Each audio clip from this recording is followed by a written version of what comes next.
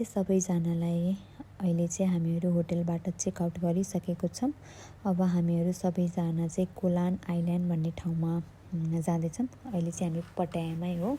अब पटायाको घुमघाम भ्याइसक्यो। अब चाहिँ हामी कोलान आइल्यान्ड भन्ने ठाउँमा जाँदैछौँ। एकदमै राम्रो छ भन्ने सुनिएको छ। कस्तो छ वहीँ गएर हेरौँला, त्यो हजुरहरूलाई पनि देखाउँला कस्तो छ भनेर। अब चाहिँ हामी वहीँ गएर भेटौँला। By by.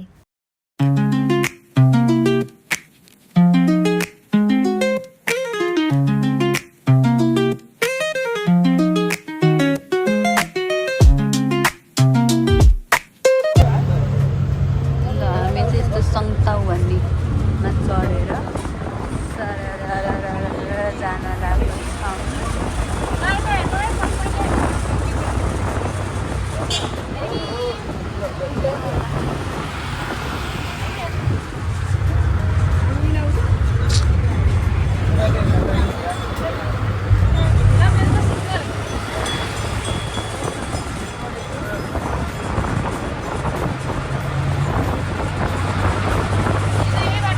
यो चाहिँ पटायाको वाकिङ स्ट्रिट हो। हिजो बेलुका चाहिँ भिडियोमा देखिसक्नुभयो होइन, कस्तो क्राउडेड थियो, बेलुकामा कस्तो थियो र बिहानमा कस्तो छ।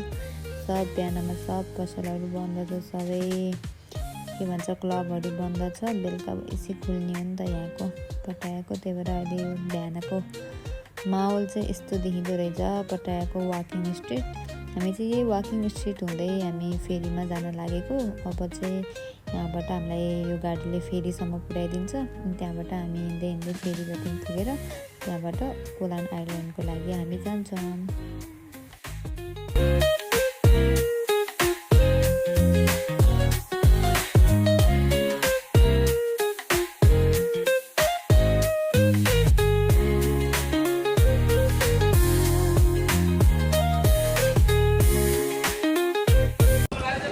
अब हामी चाहिँ त्यो गाडीबाट झरेमाथि झरिसके पछाडि चाहिँ यो पियर भन्छ यसलाई चाहिँ, यो पियरको बाटो कोलान जाँदैछ।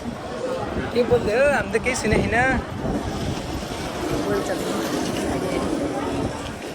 के बोल्छौँ त्यहाँ पटायादेखिको ठाउँमा छ। त्यहाँबाट हामी चाहिँ यो सानो स्पिड बोटमा ठुलोवाला बोट भन्छ कि सिप भन्छ कि के भन्छ थाहा भएन, त्यसमा जाँदैछौँ कोलान। यो चाहिँ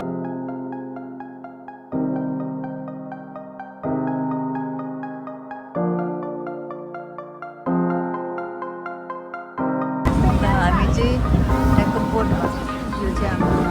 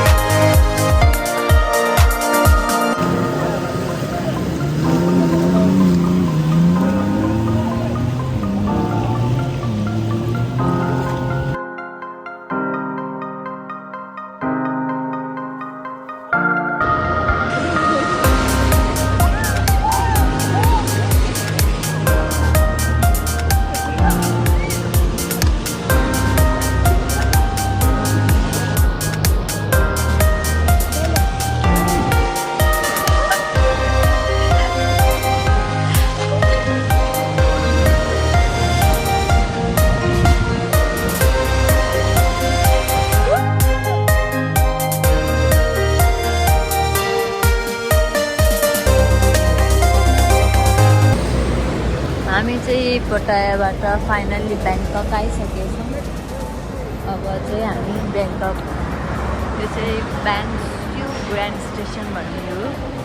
ठुलो स्टेसन रहेछ यो चाहिँ मतलब यहाँ चाहिँ लोकलवाला ट्रेन जुन चाहिँ क्याम्बोडिया बाहिर थाइल्यान्डभन्दा बाहिर पनि जाँदो रहेछ यस्तो खालको ट्रेन चाहिँ एकदमै ठुलो bus station train station MRT सबै स्टेसन भएको स्टेसनको मेन अड्डा रहेछ यो चाहिँ त्यो चाहिँ लोकल ट्रेनहरू भयो यतापट्टि देखिरहेको चाहिँ होइन अब यो ट्रेनहरू चाहिँ लोकल ट्रेन होइन अनि अब हामी चाहिँ भर्खर कटाबाट बस स्टपबाट के अरे बस स्टप झारेर हामी जाँदैछौँ अनि अब हामी एआइटीबाट